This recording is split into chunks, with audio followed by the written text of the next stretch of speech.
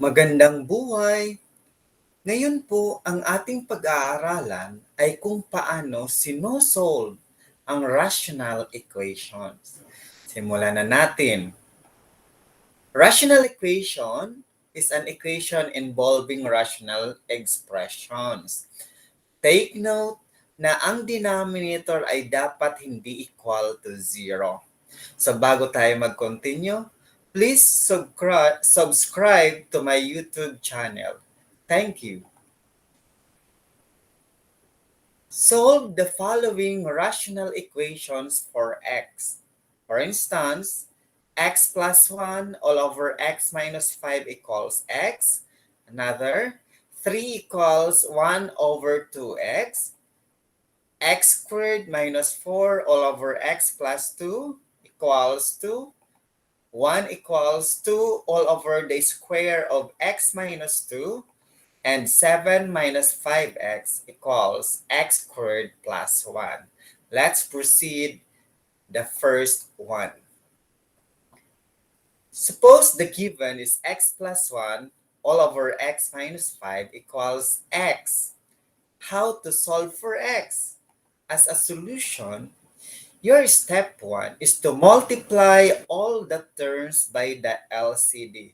Kasi ang first task dapat ay maalis yung denominator or ang denominator ay magiging 1. So paano ito magiging 1? Ay imumultiply natin lahat ng terms sa left side of the equation and the terms at the other side or right side of the equation by the LCD. Ano yung LCD? The least common denominator.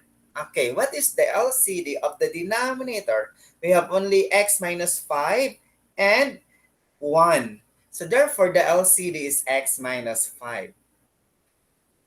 So the shortcut of multiply all terms by the LCD is the word mato by LCD, which is equal to x minus 5. Yung mato by is multiply all terms by. And the LCD is x minus 5. When you multiply by the LCD, mas maganda kung dinidivide muna sa denominator kung ang given ay may denominator. Then yung natira, yun ang i-multiply sa numerator. In this case, x minus 5 divide x minus 5 is 1. That is why we have here 1 times the numerator, x plus 1 equals. Pag walang denominator, immediately multiply that LCD to the given term. So we have x times x minus 5. Next is, you are going to simplify. You distribute 1 inside the parenthesis, 1 times x, 1 times 1, and also x times x times negative 5. It became now x plus 1 equals x squared minus 5x. Why is it that it became x squared? Because x times x is x squared, x times negative 5 is negative 5x. Then simplify. Transposing x to the other side, it became negative x, and transposing positive 1 to the other side, it became negative 1. Why is it that we equate the equation to 0 in the left side? Kasi pag nakita nyo na ang degree ng equation ay 2 or that's in second degree or quadratic, so you need to equate this to 0 or change the equation into standard form in descending order. So it became now x squared minus 6x minus 1 equals 0. Okay, because we can simplify negative 5x and negative 1 are similar, it became negative 6x. Ano na ang mangyayari pag naka-standard form na ang equation? Your task is to solve for x using any method. That's your next step. Solve for x using any applicable method. You can use quadratic formula. Okay, this is the quadratic formula. You assign value for a, which is 1, as coefficient of x squared. B is negative 6, coefficient of x. And c is the constant term, which is negative 1. Then after that, substitute the value. Itong sign na itim na negative, ayan ang sign ng B. And our B is negative 6 plus or minus the square root of negative 6 squared, the value of B, minus 4. And A is 1 times 1. And C is negative 1 times negative 1 all over 2A. Then simplify. Negative times negative 6 is 6 plus or minus the square. Negative 6 times negative 6 is 36. Negative times negative is positive. 4 times 1 is 4 times 1 is 4. So 36 plus 4 is 40. That is 6 plus or minus the square root of 40 all over 2. But 40 can be factored with one perfect square. So we factor 40 as 4 times 10 because 4 has a square root of 2. And we can divide the numerator by 2. 6 divided 2 is 3. 2 divided 2 is 1. So wala na siyang denominator. Our answer is 3 plus or minus the square root of 10. After that, you can apply checking. Another method is by completing the square. How to do that? We have the standard form of quadratic equation, x squared minus 6x minus 1 equals 0. Transpose the constant term to the other side, this negative 1, so magiging positive sa other side. At may bakante na po sa left side because our task is to change the left side by perfect square trinomial. Gagawin natin itong perfect square trinomial by adding the constant term in the left, and that's also the term that you're going to add to the right. How to do that? To do that, which is 9, is kukunin nyo lang ang coefficient ng x, which is 6. Pwede nyo na alisin yung negative, pwede rin hindi. Okay? Because you will arrive with the same answer, 9. Paano na itong 6? Divide always by 2. Okay, I'll repeat. Kukunin ang coefficient ng x, which is 6. Always divide it by 2. So 6 divided 2 is 3. And then square it. When we say square, imo-multiply sa sarili. So 3 times 3 is 9. Yung idadagdag. Dadagdagan nyo rin ng 9 sa kabila. Then simplify. Now, this in the left side is a perfect square trinomial. Anong gagawin? You square it. Okay, so you change it to square of a binomial. Ganito, may parenthesis, close parenthesis, may square, then a plus or minus b. How to do that? Okay, so you write parenthesis, just get the square root of the first term, which is x, copy the sign of the middle term, which is negative, and square 9, the last term, which is not square, but square root of 9 is 3. Then close parenthesis, lagyan nyo ng square, simplify the right side, which is 10. Next is extract square root both side. Dapat mawala itong exponent na to, kaya mag-i-extract tayo ng square root both side. It became now x minus 3 equals square root of 10. Next is, you are going to transpose the constant term to the other side. So itong negative 3 maging positive 3. So x equals square root of 10 has two answers, positive and negative is square root of 10. Then we simplify it. So we have 3 plus or minus the square root of 10. And our answer is 3 plus or minus the square root of 10. And the last step here is to check your answer if your answer is correct. But there is a technique in checking. Titingnan nyo lang yung denominator sa original equation. If the value makes the denominator 0, so meaning hindi siya pwedeng sagot. That became extraneous root. Okay, let's proceed to another example. Solve for x in x squared minus 4 all over x plus 2 equals 2. What is your solution? Your solution, class, is to factor the numerator. Why?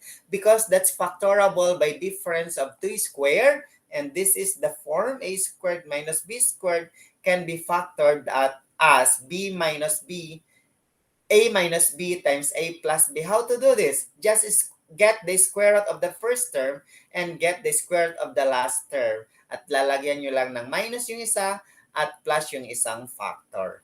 So to do that, in the given, we have x minus 2 times x plus 2y.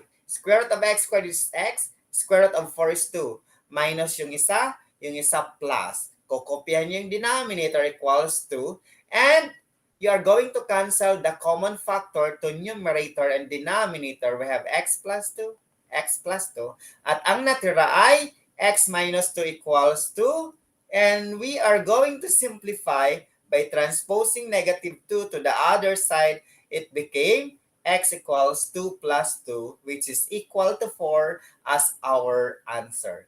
And your last step is to apply checking. I said, the technique on how to apply checking is titingnan lang yung denominator. Pag naging 0 yan, hindi siya pwede. In this case, this is 4. 4 plus 2 is 6. Hindi naman siya 0. So, automatic, nag-apply na kayo ng checking, and that's correct. Another example, solve for x and 3 equals 1 over 2x. Now, what is your solution? So, multiply all the terms by the LCD kasi may denominator. So, when we multiply it by the LCD, which is 2x, it became now 3 times 2x equals 1. Kasi pag walang denominator, I said, multiply the whole part by this LCD. So, 3 times 2x is 6x. Then, equals 1. And then, when we solve for x, so you divide it by 6 both sides. Pag sinabing divide all the terms by 6 is, we call it datu by a shortcut. So we divide 6x by 6 and 1 by 6, and our answer is x equals 1 over 6. Next is to apply checking or check your answer, and that's correct as a solution. Next, another example. Suppose the given is 1 equals 2 all over the square of x minus 2. What is the value of x? So your solution is multiply by the LCD. So our LCD is the square of x minus 2. So magiging 1 times the square of x minus 2 equals 2. Then extract first this, or expand the binomial x minus 2. How to do that? When you expand the square of a binomial, the answer is a trinomial. How to do that? Square the first term, x times x is x squared. Twice the product of the terms. Ang ginagawa ko, yung exponent lang ginagamit ko, times the second term, negative 2 is negative 4, times the first term is negative 4x. And square the last term, which is 4. Negative 2 times negative 2 is positive 4. When you square, it's always positive. And we have x squared minus 4x plus 4 equals 2. After that, since this is in second degree, so equate your terms to 0. Magiging x squared minus 4x plus 2 equals 0. This is in a standard form of quadratic equation. So we transpose 2 to the left, became negative 4 minus 2 is 2.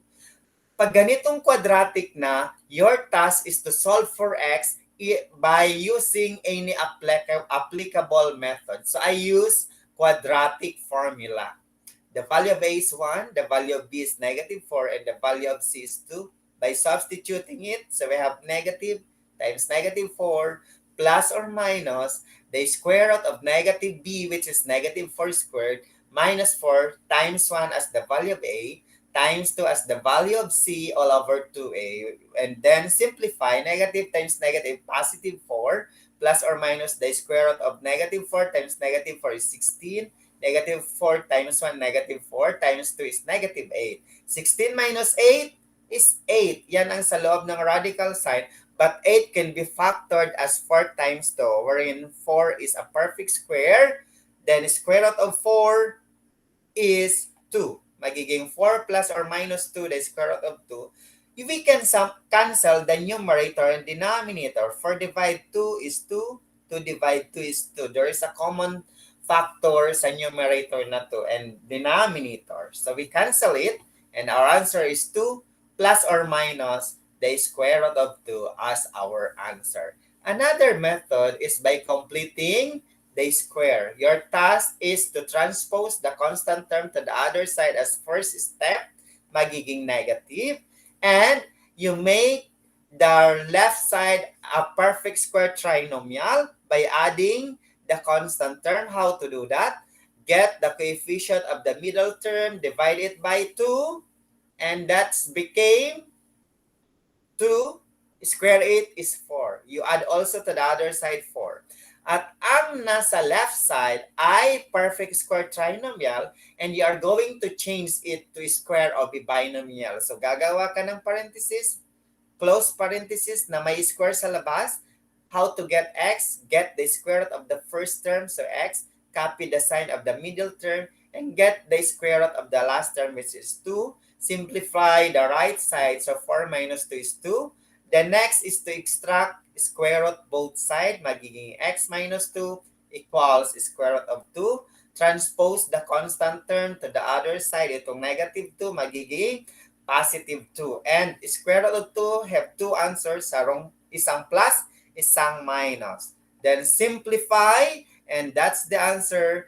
X equals 2 plus the square root of 2, or x equals 2 minus the square root of 2. Then apply checking as your final answer to verify your answer. Last example. Suppose the given is 7 minus 5x equals x squared plus 1. Your first step is to simplify kasi wala naman siyang denominator. Hindi ka mag-apply ng matubay. Hindi ka magfa-factor. Okay?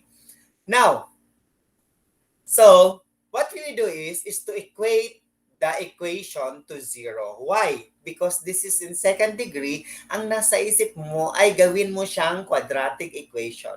So transpose 7, transpose negative 5x to the other side, it became positive 5x, it became negative 7, rearrange the term to make it a standard form of a quadratic equation. So mauuna yung x squared followed by 5x, 1 minus negative 7 is negative 6. This is already standard in a standard form. So we can apply factoring. So one solution in solving quadratic equation is by factoring, by quadratic formula, by completing the square. So dito sa trinomial ay pwede ang factoring by quadratic trinomial. To do that, gawa ka lang ng dalawang factor. Close and open parenthesis isa, close and open parenthesis isa equals 0. Get the square root of x squared. We have x. Tingnan ang last term. This is negative. Meaning, isang positive at isang negative. Na kung saan, na pag inad mo, ang sagot ay positive 5, it means yung malaking factor, ang sign nun ang positive. Dapat pareho sa sign sa middle term. Okay? So we have the factor x plus 6 times x minus 1 equals 0. Then, bawat isang factor equates to 0. Then, solve for x. So therefore, our x equals negative 6 or negative 1. Then, apply as our answer. Then, the last is, you are going to apply checking. So, yun lang ang pag-solve ng rational equation.